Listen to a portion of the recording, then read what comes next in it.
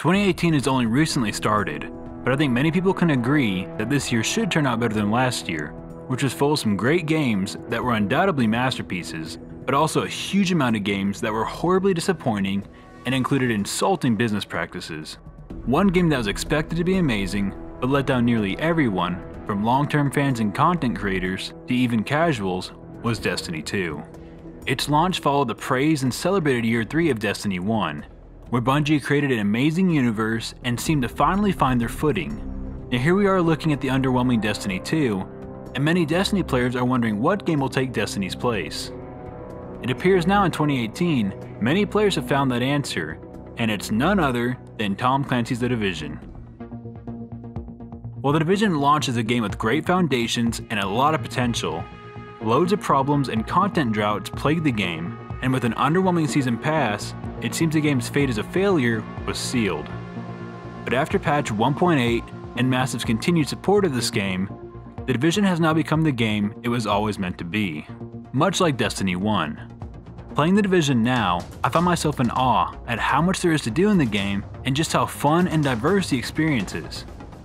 While The Division's long-standing problems, such as Dark Zone PvP imbalances, still exist, Update 1.8 manages to add the biggest influx of new content to the game since launch, and has restored the passion for chasing gear god rolls and other multiple efforts to diversify endgame activities. There's so much to do at any point that going down the checklist of weekly activities can be overwhelming. Here's why The Division in 2018 may be the Destiny replacement you're looking for, and here are the activities to engage in. The highlight of 1.8 is the sparkling new west side Pier area of the city. It's essentially a PvE version of the Dark Zone, where there are high-level enemies and good loot to be sought after. The two dockside sections of the northwestern corner of the map host clusters of tough elite enemies that will randomly roam about, as well as some large loot lockers and special zones for kicking off a round of resistance, which is essentially a horde mode, or for Destiny fans, the Prison of Elders. Experiencing that high-risk, high-reward structure in the detailed overworld is a great and exciting change-up from the previously added Underground DLC. Westside Pier's biggest draw is a dynamic way of throwing both threats and objectives at you at random instead of at set points. This introduces a much-needed feeling of variety and ever-changing gameplay. The higher toughness of foes in the area means a higher chance of set pieces and exotic item drops. Now let's examine resistance more closely.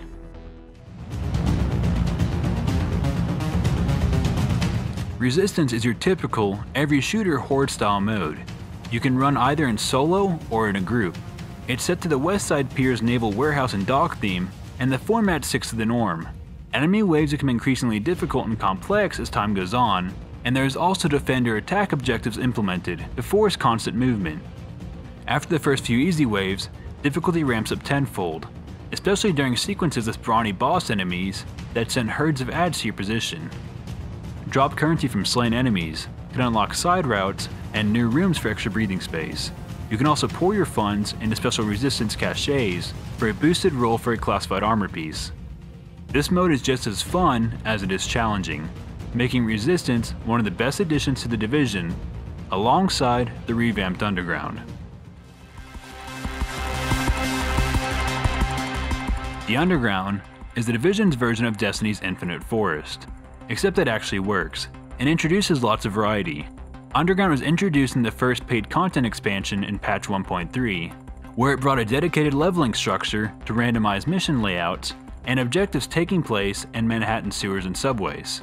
Update 1.8 touches up on the available modifiers on mission parameters, so they're less harmful but more interesting, and thankfully adds checkpoints, so you won't have to restart a mission when you die.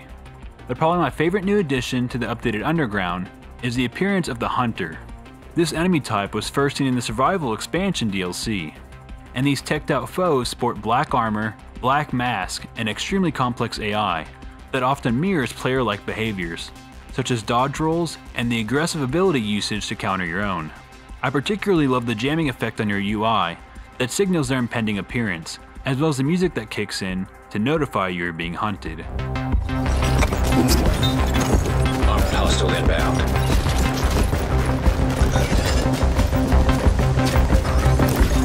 Warning. Infection progressing. Hunters are a rare and deadly occurrence, but if you manage to defeat them, you'll benefit from a fairly high drop percentage of exotic weapons, which will help you greatly in legendary missions.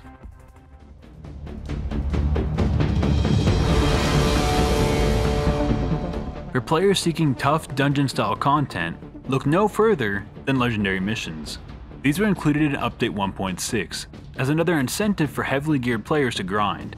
Changing a mission's difficulty to legendary swaps out the normal spread of enemies for special last man battalion squads that exhibit hunter-like enhanced AI and deadly accuracy that enables them to deplete your health at an alarming rate. Legendary missions demand lots of teamwork over a lone wolf approach, and diversifying roles and assigning players a task are usually key for victory. The reward for this pain and trouble is one of the highest rolled loot caches, which is always great if it includes a classified gear set.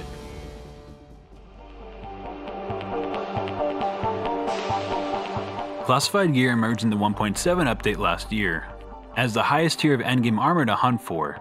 Each armor piece's stat rolls generate higher than any other available gear, and if you manage to put together a full set, it will bestow a bonus effect that's independent of stat requirements. Classified gear, along with exotic weapons, have overtaken crafted items, for the simple virtue of flaunting the biggest numbers, but their functional advantage is also being able to specialize a playstyle. This loosely gives the feeling of RPG-like roles, such as the tanky nomad set, that generates large amounts of health on each kill. Anything and anyone can drop classified equipment, making the achievement of attaining all classified sets a very real and very likely possibility. Classified gear is also complemented by the ability to optimize gear. The new optimization station is found in the terminal section of your base of operations, and it is one of my favorite new features. At this station, you can use those massive amounts of credits and division tech that you've been saving up to slowly increase the stats and traits of weapons and armor to their maximum value. This allows you to eventually transform a normally discarded exotic or set piece with low stat ranges into an optimized item that'll never leave your stash.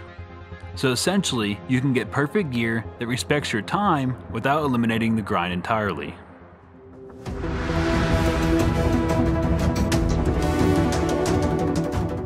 Okay, so far almost everything I've talked about has been PvE related, so now let's look into the PvP of the division and what 1.8 has added in that regard.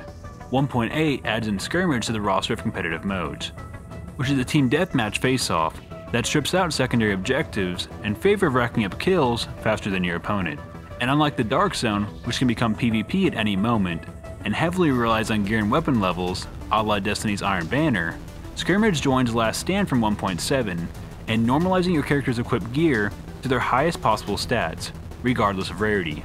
Though much like Destiny's PvP imbalances, the Division's classified bonuses still remain unbalanced, as agents boasting 6-piece sets will find themselves with a very distinct advantage, especially the Predator's Mark bonus, which adds bleed damage per hit and can evaporate a health bar in seconds. However, Skirmish is still a straightforward counterpart to Last Stand's objective-oriented style, and a mode that I continue to enjoy playing, and a mode that is sure to satisfy your need to prove yourself as the better agent.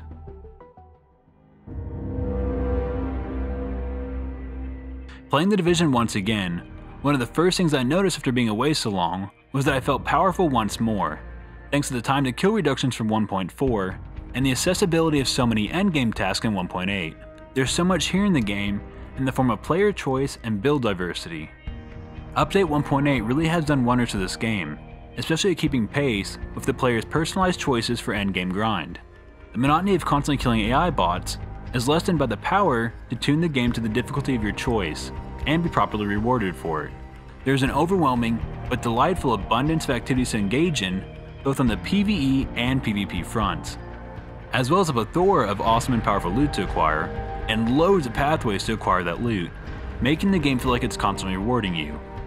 This update makes the Division fun to play again, both for casuals and the hardcore. There is no need to no-life the game to get powerful gear, but if you wish to put a crazy amount of hours into the game, it does a good job of giving you a large amount of quality content to get lost in. Some problems still exist in the game, such as the PvP imbalances and unappealing cosmetic apparel, and the story's plot is still on a cliffhanger, but the Division is in the best position it's ever been. and it's well worth trying out or giving a second chance, especially if you are feeling a void from the disappointing Destiny 2. Well guys, that ends my video on why The Division may very well be the Destiny killer of 2018, and the game to play if you're into looter shooters. Let me know in the comments below if you're already playing The Division and what you think of it, or if you aren't playing it, will you consider giving it a try?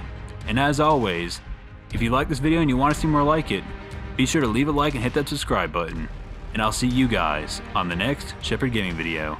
Keela Salai.